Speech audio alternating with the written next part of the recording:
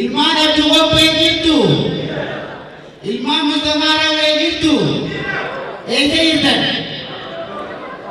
harar jirtan yaa Usmaan yoo Muusaa yaa Usmaan yoo Muusaa dhiira biyyaan duutu rabbiin keenya guddaan itti haraamatu seenaa kan kee dhugaa hin irraanfatamtu kitaabaan nu baafnee eessa jirta taartu goota gootaan dhalchaa takkallee hin qaabtu.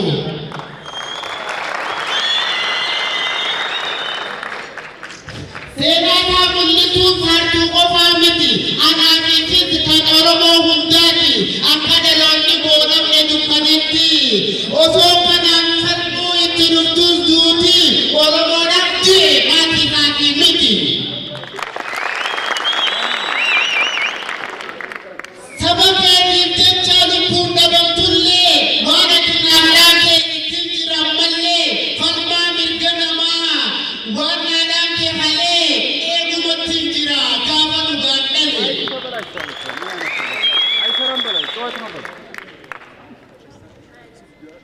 Oromoof dhalattee Oromoof hojjettee ormaaf miti ati Oromiyaaf duute dhaloonni kan kee kunoo sirraa bakka buute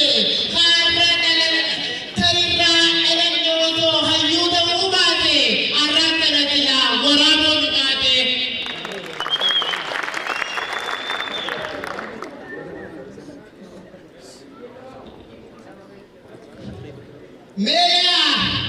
Meeqa yoo Usmaan yoo seenaa isaanii beektu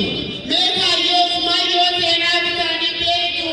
isaan gaafatu kan akka jaallatu qabeenya keetirratti akka abbaa baatu bubbeen jarumaa fi akka muka raaftu qosonaa fi miikaa qilleensa rabbaaftu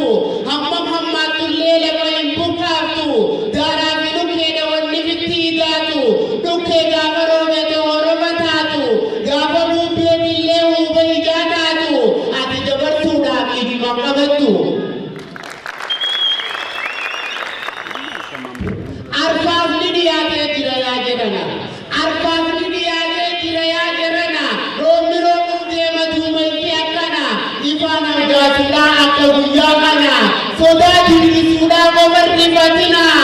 sabboonni jaalootuu dhoorkuuf rooba kana roobni numa rooba waa takka hin shabbina.